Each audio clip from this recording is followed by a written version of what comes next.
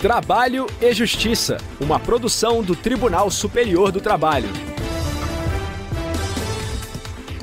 Olá, eu sou Anderson Conrado e você acompanha comigo as principais notícias da Justiça do Trabalho. E quem abre o programa de hoje é o repórter Rossini Gomes, que está em Belém, no Pará, na cobertura da COP30. Judiciário Trabalhista discute melhores condições laborais para empregadas e empregados diante da mudança climática e da crise ambiental. E no programa de hoje tem reportagem especial sobre os adicionais trabalhistas. Você vai saber quais atividades dão direito ao adicional de periculosidade. Se liga, o Trabalho e Justiça já está no ar.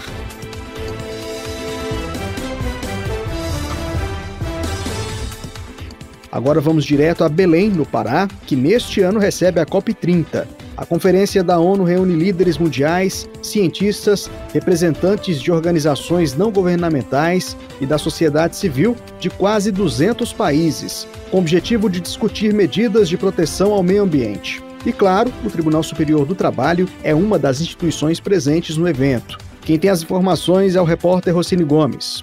A discussão sobre os impactos que a mudança climática e a crise ambiental causam nas relações de trabalho ganhou força com a presença do ministro Vieira de Mello Filho. Durante 2 dias, ele compareceu a diversos espaços em Belém que estão discutindo a temática durante a COP30, como o Mercado de São Brás, o Parque da Cidade e o Tribunal Regional do Trabalho da 8ª Região, que abrange o Pará e o Amapá. No TRT, o presidente do TST e do CSJT afirmou que está tentando viabilizar um orçamento especial permanente para auxiliar tribunais regionais do trabalho a chegar a pessoas mais vulneráveis que vivem distantes dos grandes centros urbanos.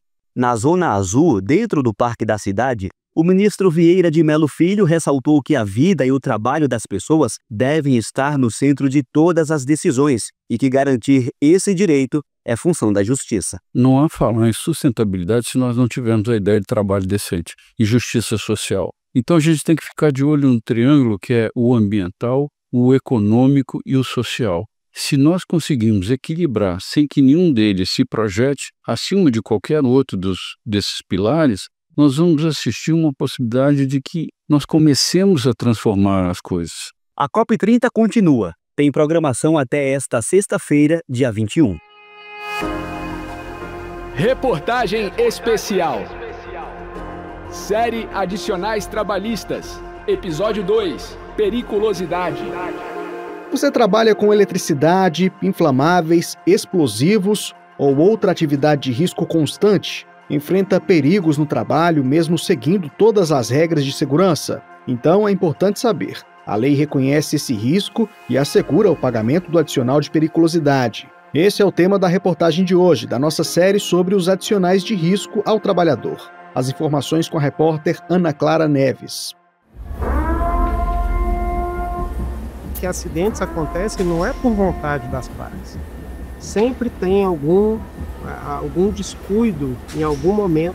Uma coisa que é importante dizer aqui, né, todos os trabalhadores, todos eles, lideranças e liderados, eles têm o direito de recusa, né? Então, diante do risco, não se expor aos riscos, recusar. O primordial para a gente que trabalha em altura, independente dos equipamentos que você for usar, é a atenção. É 24 horas a atenção no trabalho. Há 1 ano e meio, o Enoque Amorim, de 52 anos, exerce a profissão de jauzeiro, também conhecida como alpinista predial. O nome da função varia de acordo com a região do país e consiste na limpeza da fachada e de vidros de edifícios com uso de produtos inflamáveis lá nas alturas. A gente nunca desce só um na corda. Geralmente vem uma equipe com 3, no caso para um apoio, e 2 operadores descendo a corda. A gente sempre mantém essa equipe de 3, exatamente para que o companheiro não desça sozinho. Se for um serviço que o companheiro for descer sozinho, o apoio, no caso, vai fazer essa parte técnica do resgate, que também tem o treinamento para isso. O artigo 193 da Consolidação das Leis do Trabalho assegura o pagamento de adicional de periculosidade às pessoas que exercem profissões ou atividades com exposição a risco de morte. É o caso do Enoque, por trabalhar com inflamáveis. A nossa empresa ela mantém a política de sempre descer 2 na corda, exatamente para que se aconteça, se porventura venha acontecer alguma coisa com o colega do lado, a pessoa que está do lado, né, no caso, auxiliar ele nesse resgate, no caso que tomara que não aconteça. Como engenheiro de segurança do trabalho, ele pede para ver os nossos cintos, ele pede para ver nossos mosquetões, ele pede para ver o nosso equipamento no geral. Então, no caso, tem sim uma manutenção periódica e uma atenção em relação aos equipamentos, sim. O juiz Washington Teixeira, do Tribunal Regional da Terceira Região em Minas Gerais, cita as atividades consideradas perigosas. No caso da periculosidade, a gente tem na legislação expressa lá na CLT os inflamáveis, explosivos, energia elétrica e, mais recentemente, até uma novidade, foi incluído agora na norma regulamentadora número 16, os agentes de trânsito. É uma novidade recente agora do mês de agosto. O juiz também detalha como deve ser feito o cálculo desse adicional a partir do salário base do trabalhador.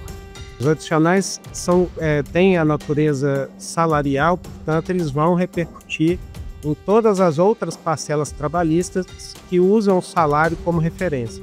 Então, férias, 13º, aviso prévio e FGTS naturalmente vão considerar esses adicionais no cálculo correspondente. Então, aqui, como há um percentual de 30%, sim, fixo, mas é calculado sobre as verbas de natureza salarial daquele trabalhador. Mas atenção, esse adicional não é acumulável, como explica o juiz Washington Teixeira.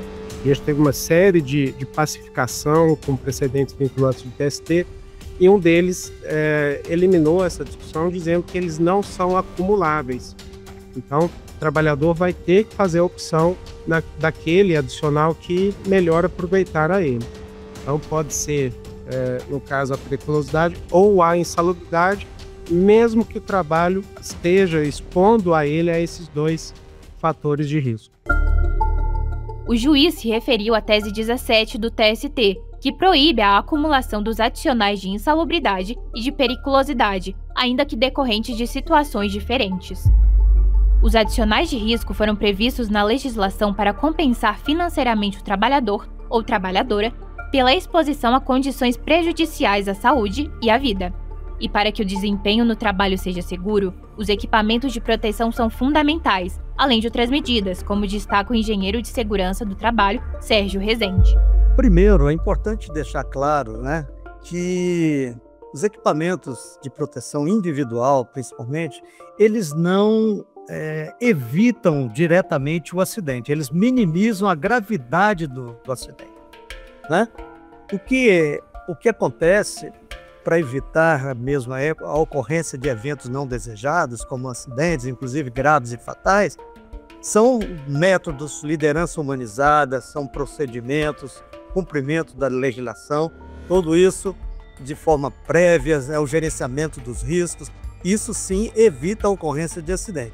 Por exemplo, o trabalho em altura, o trabalhador que usa os seus equipamentos de proteção contra queda corretamente, em ponto correto, ele, mesmo que escorregou, que só o escorregão em altura já é considerado um incidente, ele fica ali pendurado e dá chance da empresa ir lá e resgatá-lo.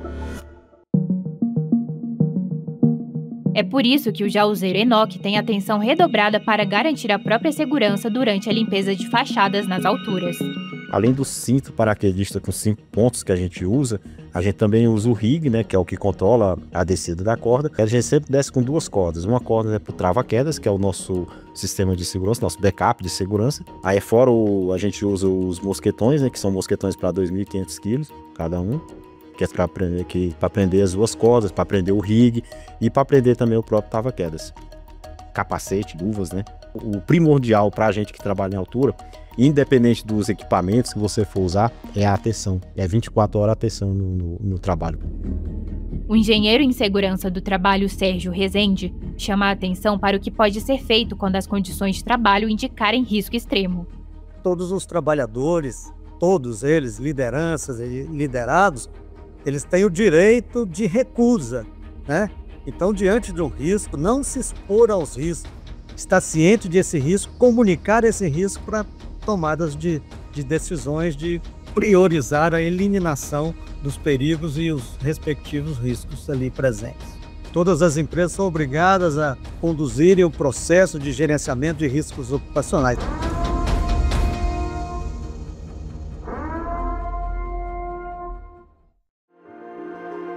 Esta foi a segunda de uma série de 3 reportagens produzidas pela estagiária Ana Clara Neves, sob a orientação da Coordenadoria de Rádio e TV do Tribunal Superior do Trabalho. Na próxima semana vamos falar sobre trabalho noturno. Não perca!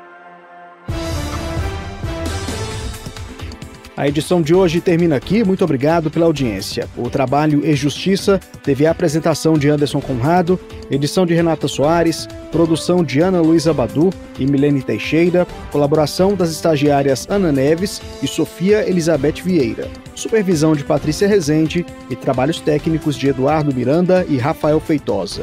O programa é uma produção da Rádio TST, sob a coordenação de Rodrigo Tugnoli e a supervisão geral da Secretaria de Comunicação Social do Tribunal Superior do Trabalho. Até a próxima. Tchau. Trabalho e Justiça, uma produção do Tribunal Superior do Trabalho.